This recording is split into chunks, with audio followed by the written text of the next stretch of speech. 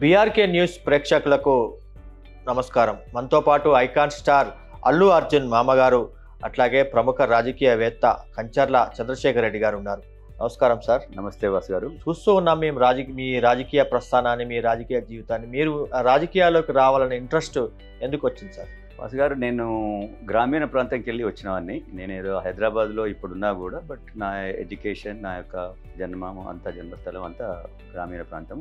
గ్రామీణ ప్రాంతాలు ఏ విధంగా ఉన్నాయి, వాళ్ళకున్న కష్టము అది తెలుసుకొని రాజకీయాలు అనేది నీతివంతమైన రాజకీయాలు వచ్చినప్పుడే పల్లెలు బాగుపడతాయనే ఉద్దేశంతో నేను పాలిటిక్స్ రావడం జరిగింది.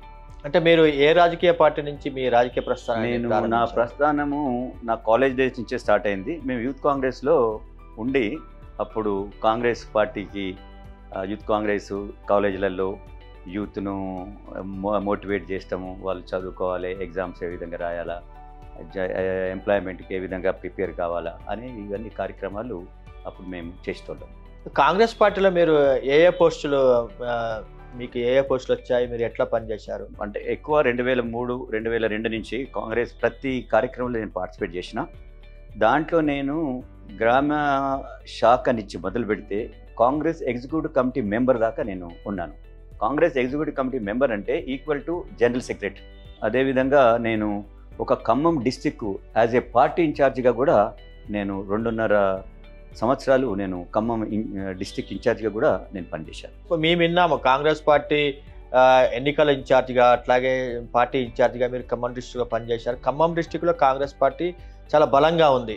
అంటే ఆ బలోపేతానికి మీరు ఏ రకాల చర్యలు తీసుకున్నారు? మీరు అన్నట్టు కాంగ్రెస్ పార్టీ ఖమ్మంలో బలము ఉన్నది, అదేవిధంగా తెలుగుదేశం కూడా చాలా బలంగా ఉన్నది, కమ్యూనిస్ట్ సిపిఎం పార్టీ కూడా చాలా బలంగా ఉన్నది. ఇదంతా ఖమ్మంలో డిఫరెంట్ పార్టీలు, డిఫరెంట్ గ్రూప్స్ ఎక్కువగా ఉన్నాయి కాబట్టి వాళ్ళని కోఆర్డినేషన్ చేసే కార్యక్రమాన్ని అప్పుడు మా పార్టీ అధ్యక్షుడు రాజశేఖర్ రెడ్డి గారు సీఎం, బొత్స సత్యనారాయణ గారు అప్పుడు పిసిసి ప్రెసిడెంట్. సో నాకు కాంగ్రెస్ నుంచి నువ్వు చంద్రశేఖర్ రెడ్డి, నువ్వు ఖమ్మం డిస్టిక్ ఇన్ఛార్జిగా ఉండి నీవు ఒక కోఆర్డినేషన్ చేయాలని చెప్పాడు. నేను ఆ సమయంలో నాకు బాగా గుర్తుంది, అప్పటి వరకు మండల్ ఇవన్నీ శాఖలు లేవు కాంగ్రెస్లో. చాలా రోజుల నుంచి, ఒక 6-7 ఇయర్స్ నుంచి మార్పులు జరగలే. నా హయాంలో నేను ప్రతి మండల్ నుంచి కూడా కొత్తగా కాంగ్రెస్ వాళ్ళను అంటే ఎన్నుకోవటము, ఎలక్షన్లు, పార్టీ ఎలక్షన్ చేయటం అంతా జరిగింది. కోఆర్డినేషన్ చేసిన జరిగింది. అప్పుడు మీకు తెలుసు ఖమ్మంలో హేమాహేమీలు ఉన్నారు అక్కడ లీడర్షిప్లో. రేణుకా చౌదరి గారు, అప్పుడు వెంకటరెడ్డి గారు మినిస్టర్ ఉండే, సంబాని చంద్రశేఖర్ మినిస్టర్గా ఉండే, ఇప్పుడు ఈ విధంగా వనమా వెంకటేశ్వరరావు అప్పుడు డిస్టిక్ ప్రెసిడెంట్ ఆయన ఖమ్మంలో. సో ఇలాంటి పెద్ద లీడర్లు అందరూ ఉన్నప్పుడు కూడా నేను ఖమ్మం వాళ్ళందరి యొక్క సహకారంతో, అందరి కోఆర్డినేషన్, బట్టి గారు అప్పుడు డిప్యూటీ స్పీకర్ ఆయన, వారు కూడా ఖమ్మం నుంచే కదా. సో వీళ్ళందరినీ కూడా నేను వారందరితో కలిసి పార్టీని ముందుకు తీసుకుపోయేదానికి నేను ప్రయత్నం చేశాను అన్నమాట. అంటే మీరు ఖమ్మం డిస్టిక్ పార్టీ మీకు ఆర్గనైజ్ చేయమని బాధ్యతలు ఇచ్చింది, కానీ మీరు మీ నేటివ్ ప్లేస్ నల్గొండ డిస్టిక్. మరి నల్గొండ డిస్టిక్లో ఈ రాజకీయాలు, ఎన్నికలు వచ్చినప్పుడు ఈ సీట్ కావాలి, ఇది కావాలని ఎప్పుడు అడగలేదా మీరు? అడిగాను, కానీ ప్రాబ్లం ఏమొచ్చిందంటే నాగార్జున సాగర్లో జానారెడ్డి గారు సీనియర్ నాయకుడు. సో మా నల్గొండలో మీకు తెలుసు ఆల్మోస్ట్ అందరు సీనియర్ నాయకులు ఉన్నారు. అప్పుడు గోవర్ధన్ రెడ్డి, జానారెడ్డి, ఉత్తమ్ కుమార్ రెడ్డి, వెంకట్ రెడ్డి, వీళ్ళందరూ ఉండరు చేయబట్టి నాకు అక్కడ స్కోప్ దొరకలేదు. ఎన్నిక అయిన తర్వాత ఇంకా మనం పని చేయొచ్చు, కానీ పార్టీలో ఉండి కూడా ప్రజలకు పని చేయొచ్చు అనే దాంతో నేను అడిగేది. కానీ నాకు అప్పుడు ఉన్న ఆ యొక్క పరిస్థితుల వల్ల ప్రత్యక్ష ఎన్నికలకు నాకు టికెట్ ఇవ్వటం జరగలేదు. అంటే 2009కి ముందు మీ సాగర్ నియోజకవర్గము చలకుర్తి నియోజకవర్గంలో ఉండేది. మళ్ళీ డీలిమిటేషన్ అయిన తర్వాత సాగర్ నియోజకవర్గం కొత్తగా అయిన తర్వాత మీకు టికెట్ కావాలని మీరు అడగలేదా? నేను మిర్యాలు కూడా ఎప్పుడు తెలుగుదేశం ఉన్నా ఒక్కోసారి కమ్యూనిస్టులకు ఇచ్చేది, కాంగ్రెస్ కూడా ఎలియన్స్లో కమ్యూనిస్టులకు ఇచ్చేది. ఆసారి 2014లో కమ్యూనిస్టులతో పొత్తు లేదు ఎవరికి, కాంగ్రెస్కు. నేను అప్పుడు అడిగాను జానారెడ్డి గారు 4 సార్లు చేస్తూ ఉన్నాడు.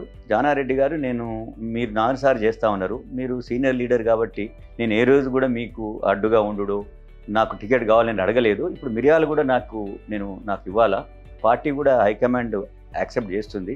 అప్పుడు దిగ్విజయ్ సింగ్ గారు కూడా నాకు ఓకే అన్నాడు. కానీ అప్పుడు మరి అక్కడ ఉన్న నాయకులు మరి ఏమనుకున్నారో, అంటే పనిచేసేటోళ్ళు వద్దనుకున్నారో ఏమనుకున్నారో, నాకు రాకుండా అడ్డుపడ్డారని చెప్పి నేను భావిస్తా ఉన్నాను. అప్పుడు నాకు కేసీఆర్ గారు, అంతకుముందు కూడా మేము తెలంగాణ కాంగ్రెస్లో ఉండి కూడా తెలంగాణ అనే నినాదాన్ని మేము తీసుకెళ్ళేది. అంత పెద్ద స్టాల్వర్డ్ వైఎస్ గారు ఉన్నప్పుడు కూడా మేము తెలంగాణ అనేది, ఆ సమయంలో ఎంత పెద్ద లీడర్ అయినా కూడా వైఎస్ ముందర తెలంగాణ అనకపోయేది, మేము తెలంగాణ అనేది. కాబట్టి నేను తెలంగాణ అనటం వల్ల కొద్దిగా నష్టం జరిగిందేమో అనుకుంటా నేను అప్పుడున్న పరిస్థితులలో. దాని తర్వాత ఏదైతే 2014లో నేను ఎప్పుడైతే కాంగ్రెస్ నాకు ఇవ్వలేదో, కేసీఆర్ గారు నువ్వు తెలంగాణ వాదులు మీరు వచ్చి కాంటాక్ట్ చేయండి అని అన్నారు. కానీ అప్పుడు నాకు ఏ కాన్స్టిట్యున్సీ ఇచ్చిండు? ఇబ్రాహీంపట్నం ఇచ్చిండు. ఇబ్రాహీంపట్నం నా ఓన్ కాన్స్టిట్యున్సీ కాదది, నా డిస్టిక్ కూడా కాదు. అయినా కూడా తెలంగాణ మీద ఉన్న ప్రేమతోటి నేను వచ్చి అక్కడ కాంటాక్ట్ చేసడం జరిగింది అన్నమాట. అంటే మీరు కాంగ్రెస్ నుంచి బీఆర్ఎస్లోకి వచ్చేందుకు ఏ కారణాలు దోహదపడ్డాయి? నెంబర్ 1 ఎవరు తీసుకొచ్చారు? నేను నెంబర్ 1 నేను తెలంగాణ వాదిని. టీఆర్ఎస్ అనేది తెలంగాణ కోసం వచ్చిన పార్టీ, తెలంగాణ కోసం పనిచేసిన పార్టీ. సో నాకు కాంగ్రెస్లో ఆపర్చునిటీ రాలేదు చేయబట్టి, ఎప్పుడైతే కేసీఆర్ గారు అక్కడున్న మిగతా నాకు తెలిసిన వాళ్ళందరూ ఏమన్నారంటే, నీకు అక్కడ టికెట్ రాలేదు కదా, నువ్వు ఎట్లయినా తెలంగాణ అనేది నీకు ఇష్టం, మా పార్టీ కూడా తెలంగాణ కోసం మన అందరం కలిసి పనిచేసినాం కదా, కాబట్టి మీరు కాంటాక్ట్ చేయండి ఇక్కడ అని చెప్పంటే, అప్పుడు నేను వచ్చి అక్కడ కాంటాక్ట్ చేసి జరిగింది. కానీ అప్పుడు ఉన్న పరిస్థితులలో ఏమైందంటే, రంగారెడ్డి హైదరాబాద్లో మీరు అప్పుడు పరిశీలిస్తే ఎక్కువగా తెలంగాణ వస్తే నష్టం జరుగుతుందేమో ఒక ఫీలింగ్ ఉండే.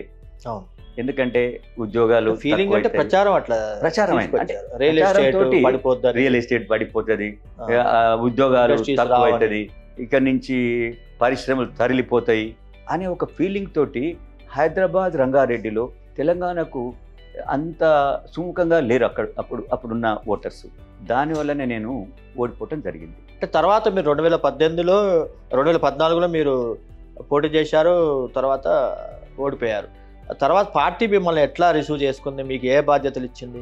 ఓడిపోయినాక కూడా నేను ఇబ్రాహీంపట్నం అనేది నిజంగా సిటీకి దగ్గర అత్యంత సమీపంగా ఉన్న ఇబ్రాహీంపట్నం కాన్స్టిట్యున్సీ. 2014 అప్పుడు నిజంగా చెప్పాలంటే అక్కడ మంచినీళ్ళు కష్టము. ఆడ ఇబ్రాహీంపట్నం అనే ఊరు పాత తాలూకా, అక్కడ ఎలాంటి రోడ్ల సౌకర్యం కూడా లేదు. నేను ఓడిపోయినా కూడా అక్కడికి ప్రతి నెల ఏదో ఒక మినిస్టర్ తీసుకొచ్చేది. అంటే ఒక మినిస్టర్ రావటం వల్ల ఆయన దగ్గర ఉన్న ఫండ్స్, రోడ్స్ అండ్ బిల్డింగ్స్ ఆయన వచ్చాడు, రోడ్స్ కోసం మనకు ఫండ్స్ ఇస్తాడు. అగ్రికల్చర్ మినిస్టర్ వచ్చాడు, అగ్రికల్చర్ కోసం ఒక చెరువులకు దానికి చేస్తాడు. ఈ విధంగా ప్రతి నెలకు 2 నెలలకు ఒక మినిస్టర్ తీసుకొచ్చి అక్కడ ఉన్న పరిస్థితులు చెప్పేది. నా శాయశక్తులు అక్కడ ఎన్నో కార్యక్రమాలు చేసేదానికి పనిచేసిన. అదే సమయంలో ఈరోజు రాచకొండ అని మనం కమిషనరేట్ ఏదైతే ఉందో, నా ద్వారానే ఆ పేరు అనేది వచ్చింది. రాచకొండ అంటే నక్సలైట్స్ అనే ఒక పేరు అక్కడ అనుకునేది. నేను అప్పుడు పోయినప్పుడు ఇది రాచకొండ అనేది ఒక హిస్టారికల్ ప్లేస్ అని చెప్పి, అది నేను అప్పుడు కేసీఆర్ గారికి చెప్పాను. సార్, ఇది ఈ విధంగా రాచకొండ అనేది ఒకప్పుడు ఇక్కడి నుంచి తెలంగాణ మొత్తం రూల్ చేసిన ప్రాంతము, దీనికి మళ్ళా ఆ పేరు ప్రతిష్ట రావాలా, ఇక్కడ నేను సైనిక్ స్కూల్ ఏర్పాటు చేస్తే బాగుంటుంది. ఎందుకంటే మీరు ఇబ్రాహీంపట్నం ఏరియాలు చూడండి, ఎన్నో పోలీస్ ట్రైనింగ్స్ ఉన్నాయి, అవన్నీ అంటే సెంట్రల్ అండ్ స్టేట్, ఆక్టోపస్ ఇలాంటి. సో దానికి కొనసాగింపుగా సైనిక్ స్కూల్ వస్తే ఇంకా బాగుంటుంది, కొద్దిగా హిల్లక్ ఏరియా, గుట్టలు ఉన్నాయి అని నేను చెప్పినప్పుడు చూద్దామని అన్నాడు. కానీ కమిషనరేట్ అనేది ఒక పేరు అయితే పెట్టాడు, రాచకొండ కమిషనరేట్ అనేది ఒక పేరు వచ్చింది. కానీ దాని ఇంతలోనే 1 year తర్వాత ఏదైతే గెలిచిన ఎమ్మెల్యే, తెలుగుదేశంలో గెలిచిన ఆయన ఈ పార్టీలు రావటం, కొద్దిగా నా యొక్క ప్రమేయం కూడా దగ్గుతుంది కదా, ఎమ్మెల్యే వచ్చిన ఆయన రిప్రజెంట్ చేయాలి కదా జనరల్గా. సో దానివల్ల నేను సైన్స్ స్కూల్ తీసుకురాలేకపోయినా అని చెప్పి నేను భావిస్తాను. మంచిరెడ్డి కిషన్ రెడ్డి గారితో మీకు రాజకీయ పరంగా ఎట్లా సఖ్యత ఉండేది? వాసు గారు, నాకు రియల్గా చెప్పాలంటే ఒకే పార్టీలు ఉన్నప్పుడు పార్టీ కోసం నేను పనిచేస్తాను. మనుషులకు సరే నాకు ఉంటుంది, అరే నాకు వచ్చిండు, నా యొక్క ఆపర్చునిటీ పోయిందని. కానీ ఏ రోజు కూడా పార్టీకి నేను ద్రోహం చేయలేదు. ఆయన 2018లో ఆయనకు టికెట్ ఇచ్చారు.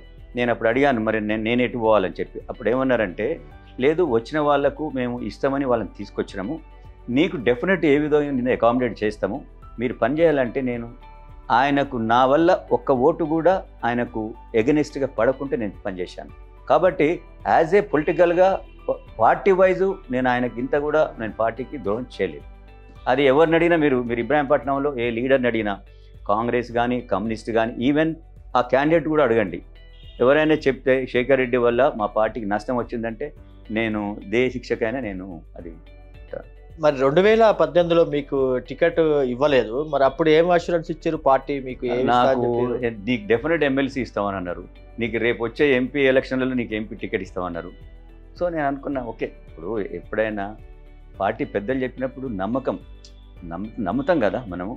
సో నేను అనుకున్నా డెఫినెట్ ఏదో ఒకటి నాకు ఇస్తారని చెప్పాను. ఎందుకంటే నేను సిన్సియర్గా పనిచేసిన, కాంగ్రెస్లో ఉన్నప్పుడు నేను సిన్సియర్గా పార్టీ కోసం చేసేది. ఇచ్చిన ఏ కార్యక్రమం కూడా, తెలంగాణ రాష్ట్ర సమితిలో కూడా వారు ఏ కార్యక్రమం ఇచ్చినా కూడా, ఇప్పుడు ఏది హరితహారం అనేది ఇలాంటి కార్యక్రమాలు ఏ కార్యక్రమం ఇచ్చినా కూడా నేను ప్రతి నిత్యము ప్రజలతోటి ప్రభుత్వం కార్యక్రమాలు ఏది ఉంటే అది ఆ కార్యక్రమాన్ని ప్రజల దగ్గర తీసుకుపోయి ప్రభుత్వం చేసే ఏదైతే సంక్షేమ పథకాలు ఉన్నాయో అవన్నీ కూడా ప్రజలకు అందేటట్టు, ఏమైనా చిన్న చిన్న వారికి అందకున్నా ఏదైనా ప్రాబ్లమ్స్ ఉన్నా వాటిని సరి చేస్తాము. ఆ విధంగా నేను అఫీషియల్ తోటి కూడా నాకు ఎలాంటి చిన్న అభిప్రాయ భేదం కూడా ఉండకపోయేది. ఎందుకంటే ప్రజల కోసం పనిచేస్తున్నాం, నా కోసం నేను పనిచేయకపోయేది. నేను నా గురించి ఒక సింగిల్ అంటారు కదా, ఏది ఒక చిన్న పైసా బెనిఫిట్ అయ్యేదాన్ని కూడా నేను చేయలేదు. ఎందుకంటే పాలిటిక్స్లో ఉన్నప్పుడు మనము మన కోసం మన సొంతంగా పనిచేసుకోవాలి, కానీ పాలిటిక్స్ని అడ్డం పెట్టుకొని సొంతంగా లాభపడాలి అనే ఉద్దేశం